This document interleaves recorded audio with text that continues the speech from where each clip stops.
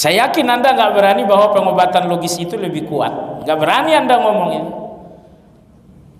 Tapi fakta ketika Anda sakit, bahwa langkah pertama Anda adalah pengobatan logis.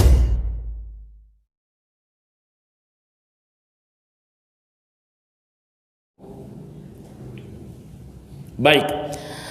Jemaah sekalian yang saya hormati, setelah Imam Ibnu Qayyim meyakinkan kita bahwa Al-Quran adalah kesembuhan melalui dua ayat tadi, berikutnya Imam Ibnu Qayyim rahimahullah ta'ala ingin menyampaikan satu hadis untuk membuktikan bahwa Al-Quran adalah syifa. Hadis tersebut diriwayatkan oleh Imam Bukhari dan Imam Muslim dari Abu Sa'id Al-Khudri. Ringkasnya, kata Abu Sa'id Al-Khudri, sekelompok sahabat Nabi SAW sedang safar. Dalam perjalanan, malam pun datang dan mereka terpaksa harus menginap di sebuah kampung. Mereka menghadap kepada orang kampung, minta pinjaman rumah atau pinjaman kamar. Ternyata orang satu kampung satu pun tidak ada yang mau memberikan pinjaman rumah atau pinjaman kamar.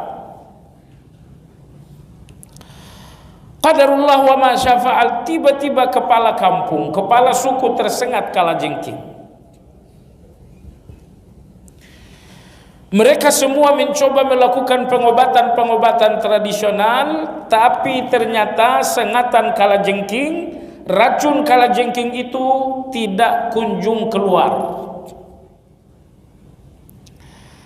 Tiba-tiba seseorang di antara mereka berpikir, jangan-jangan di antara orang-orang musafir itu ada yang bisa mengobati. Coba ditanyakan dulu. Ditanyakanlah rombongan sahabat ini, apakah di antara kalian ada yang bisa mengobati kepala suku kami yang sedang tersengat kalajengking?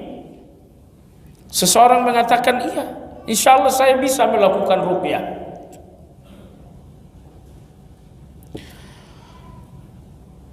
Tapi saya tidak akan meruqyah si kepala suku sampai kalian berjanji memberikan kami pinjaman tempat tinggal, entah kamar entah rumah. Akhirnya orang kampung sepakat untuk meminjamkan fasilitas tempat tinggal, fasilitas menginap untuk rombongan tersebut. Selanjutnya beliau sahabat tadi mendekati kepala suku dan melakukan ruqyah. Beliau membacakan surat Al-Fatihah. Alhamdulillah, selesai membacakan surat Al-Fatihah, maka sakit tersebut sembuh. Racun kalajengking tersebut menjadi jinak, enggak lagi berbahaya. Sekembalinya ke Madinah, mereka melaporkan kejadian ini kepada Nabi sallallahu alaihi wasallam. Beliau mengatakan, "Wa ma yudrika annaha ruqyah." Siapa yang memberitahukanmu bahwa Al-Fatihah itu adalah ruqyah? Di sini Nabi kita tidak bertanya, tapi untuk menetapkan, untuk mengakui dan mengukuhkan Al-Fatihah itu memang ruqyah. Nah, jemaah sekalian, sampai di sini saya ingin memberikan garis bawah yang sangat penting. Pada akhirnya, orang-orang yang selalu berpikir logis tidak akan memanfaatkan Al-Quran ini. Mereka bahkan tidak akan memanfaatkan kekuatan Allah Azza wa Jalla. Terjadi penyakit kanker, dokter-dokter sudah angkat tangan, dan Anda tahu bahwa ada yang maha kuat, yang bisa segala-galanya, yaitu Allah Azza wa Jalla. Namun sepanjang Anda tidak lepas dari pola pikir logis, Anda nggak akan memanfaatkan kekuatan Allah itu. Anda akan ragu dengan kekuatan Allah karena Anda selalu logis dalam masalah ini. Makanya jamaah sekalian yang saya hormati, tantangan kita orang beriman adalah bagaimana mengalahkan logika kita, bahkan fakta di depan mata kita dengan dalil. Saya kasih Anda contoh.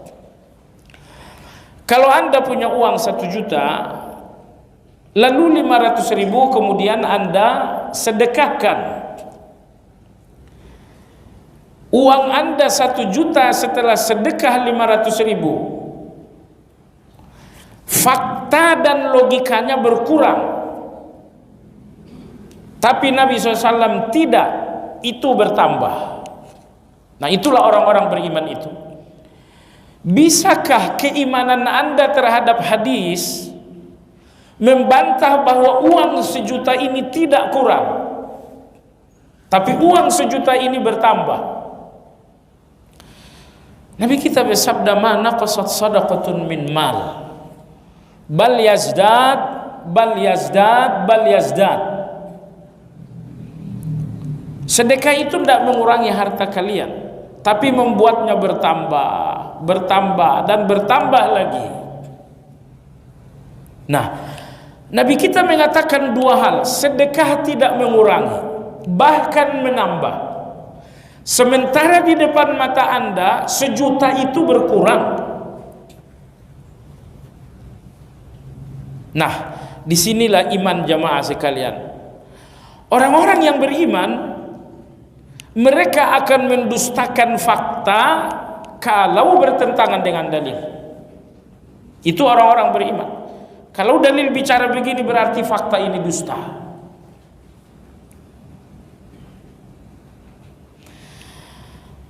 Tapi orang-orang yang kurang beriman justru mereka meragukan dalil dengan fakta.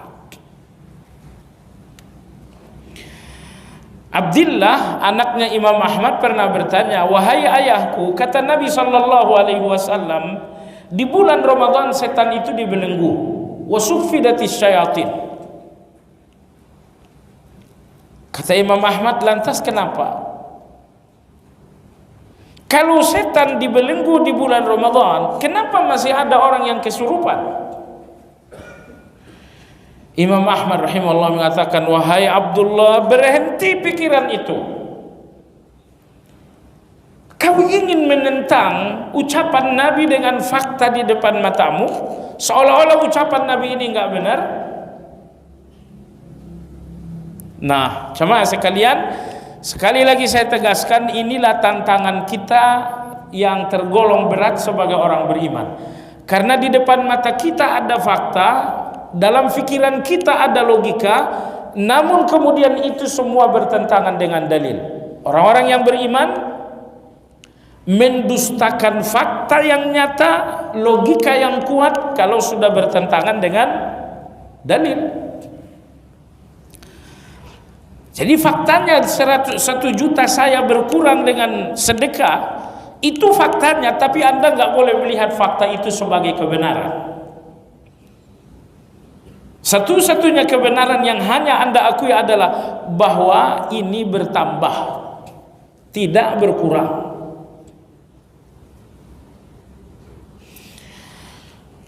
Jemaah sekalian yang saya hormati, begitu pula dengan berobat dengan Al-Quran ini.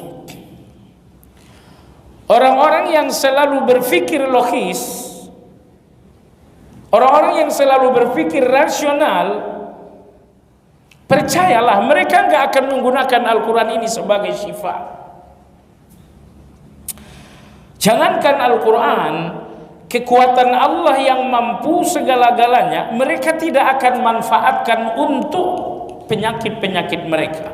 Kenapa?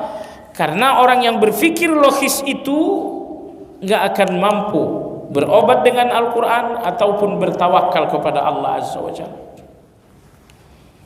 Orang-orang yang logis itu sebenarnya kasihan, ya. Baiklah jamaah sekalian yang saya hormati. Jadi setelah tadi dibacakan ruqyah kepada kepala suku yang tersengat kalajengking, tiba-tiba itu semuanya sembuh. Saya kasih tahu, ini perbandingan masalah saja, nggak ada hubungannya dengan syifaun. Cuma bagaimana mental orang-orang yang beriman, itu yang ingin saya jelaskan. Anda tahu kisah Nabi dalam riwayat Abu Hurairah bahwa dulu ada seorang pelacur yang menjumpai seorang anak muda ahli ibadah bernama Juraij rahimahullahu ta'ala. Dibujuk rayu untuk berbuat mesum. Si anak muda kokoh dalam ibadah. Tapi karena si pelacur ini sudah berjanji akan memperdaya Juraij dan tidak boleh gagal karena dia sudah menerima perskot, akhirnya si pelacur pergi juga menjumpai seseorang untuk melakukan zina dan sampai hamil. Setelah melahirkan, si pelacur menjumpai orang kampung, ini anaknya Juraij. Hasil hubungan gelap dengan Juraij. Satu kampung naik pitam. Tempat ibadah Juraij kemudian dirobohkan, diluluh lantahkan rata dengan tanah. Juraij bertanya, ada apa ini? Mereka mengatakan, masih banyak tanya Juraij, ini anak zina kamu dengan si pelacur ini. Kata Juraij, tunggu dulu. Panggil, bawa anaknya kemari. Akhirnya Juraij berwudu. Setelah berwudu beliau salat. Kenapa salat? Agar Anda tahu jamaah sekalian, pegangan terkokoh dalam keadaan sulit adalah salat. Jadi kalau Anda berada dalam keadaan sulit, ingat, keadaan sulit sering menggelincirkan. Tadinya Anda kokoh tidak mau nyentuh riba, tapi begitu datang keadaan sulit, mungkin Anda tergelincir, pinjam ajalah sedikit. Jadi tidak ada pegangan terkokoh dalam situasi sulit kecuali memperbanyak salat. Allah berfirman dalam Al-Quran, وَلَقَدْ نَعْلَمُ أَنَّكَ يَضِيقُ صَدْرُكَ بِمَا يَقُولُونَ فَسَبِّحْ بِحَمْدِ رَبِّكَ وَكُنْ مِنَ السَّاجِدِينَ. Wahai Muhammad, kami tahu bahwa engkau gelisah. Engkau gelisah dengan tuduhan-tuduhan orang kafir ini. Engkau gelisah. Apa solusi gelisahmu Muhammad? Fasabbih bihamdi rabbik. Bacakan subhanallah wa bihamdih. Yang kedua, wa kum minas sajidin. Banyak-banyak melakukan salat sunnah. Jadi Allah ngajarin Nabi kita yang sedang gelisah, yang sedang galau, yang sedang memiliki fikiran yang sangat berat. Allah berfirman, Muhammad, fikiran beratmu biar aku yang ngatasin. Kekuatanmu lemah untuk mengatasi itu semua, tetapi lakukan dua hal. Subhanallah wa bihamdi. Yang kedua, banyak-banyak melakukan salat sunnah. Juraij berada dalam kesulitan yang sangat serius. Selanjutnya beliau berwudu. Beliau melakukan salat sunnah 2 rakaat. Maka hadis ini yang menjadi dalil bahwa wudu bukan cuma syariat khusus bagi umat ini. Buktinya Juraij yang Bani Israel itu pun berwudu terlebih dahulu, kemudian salat. Setelah salat dia panggil, coba bawakan ke sini anak tersebut. Dibawakanlah anak merah, bayi merah yang baru saja dilahirkan oleh pelacur itu. Juraij meletakkan tangannya di perut atau di pusar anak itu. Lalu Juraij mengatakan, ya ghulam man abuk. Wahai bayi, sebenarnya bapakmu siapa? Bayi ini mengatakan, Abi ar-ra'i. Ayahku adalah sang penggembala yang di sana.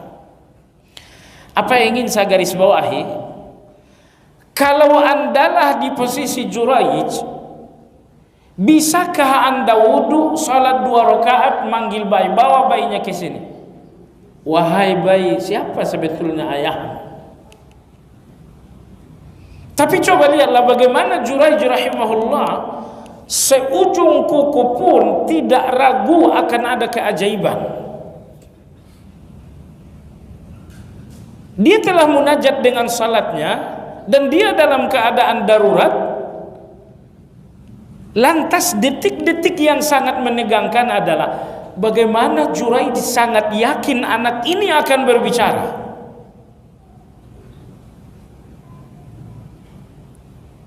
Semua dunia mengatakan ini anak baru lahir, tidak mungkin bicara. Tapi Juraij seorang diri yakin anak ini akan bicara. Inilah iman yang saya maksudkan.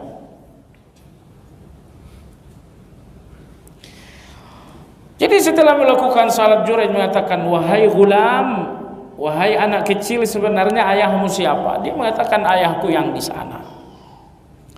Beliau tukang gembala. Jadi sekali lagi, betapa ajaibnya Juraij. Dia yakin anak ini akan bicara. Ini kalau keimanan hanya 1 sendok, nggak mungkin muncul keyakinan setangguh ini. Tapi kalau keimanan betul-betul memenuhi hati, jemaah sekalian, keimanan kita seperti gelas ini. Hati kita seperti gelas ini. Kalau gelas ini penuh dengan air, maka tidak ada lagi tempat untuk udara. Tapi Anda lihat gelas di tangan saya ini terisi air, tapi kosong di atas, maka masuklah udara. Itulah gambaran hati kita. Kalau hati Anda penuh dengan iman, nggak ada lagi udara keraguan di dalam. Tapi gelas hati Anda berisi iman hanya separuh. Separuh ke atas adalah udara keraguan itu. Makanya si Juraij tadi rahimahullahu ta'ala, gelas hatinya penuh dengan air keimanan itu, sehingga tidak lagi ada udara keraguan sedikit pun. Nah, jemaah sekalian yang saya hormati, kembali kepada kisah tadi, memang tidak logis gitu ya. Ada seseorang yang tersengat kalajengking, racun memasuki tubuh, mengalir di saluran darah, lalu dibacakan Fatihah, kemudian sembuh. Sekali lagi jamaah sekalian, apakah ini logis? Tidak.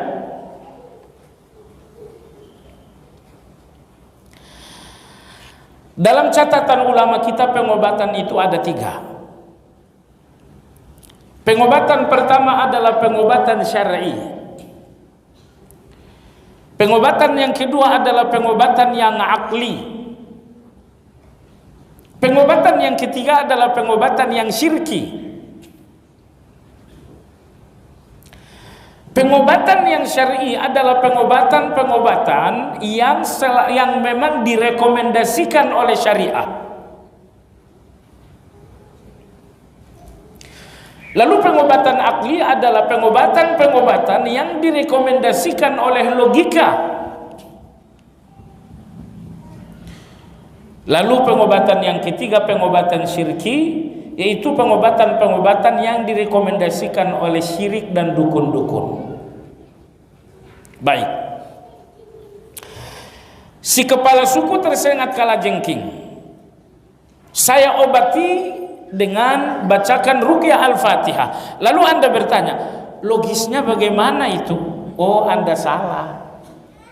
Pengobatan ini pengobatan yang syar'i. Jadi Anda jangan Anda jangan bertanya bagaimana logisnya Fatihah itu menyembuhkan. Pengobatan syar'i itu tidak memberikan Anda jawaban logis. Karena pengobatan syar'i itu muncul semata-mata keimanan. Jadi nggak usah lagi Anda berpikir gimana logisnya baca Fatihah menyembuhkan sengatan kalajengking. Saya ingin jawaban logisnya. Jawabannya nggak ada jawaban logisnya. Karena ini bukan pengobatan logis, ini pengobatan syariah.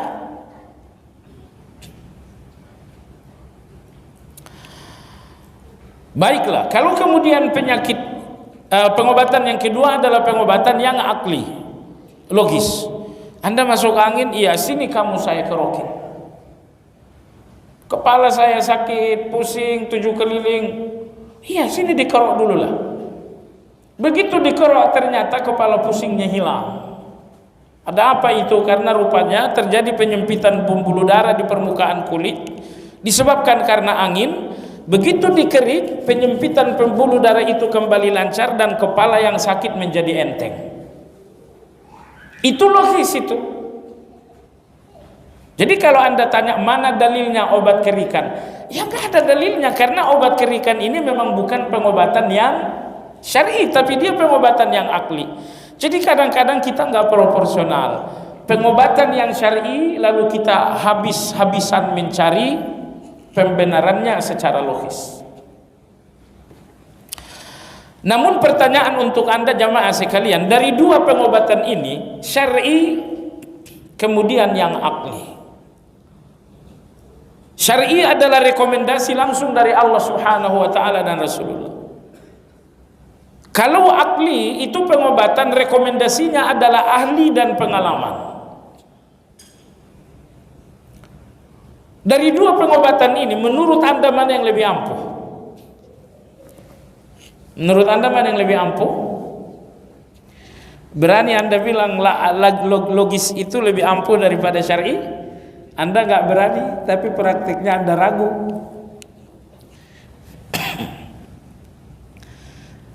Saya yakin Anda nggak berani bahwa pengobatan logis itu lebih kuat. Nggak berani Anda ngomongin.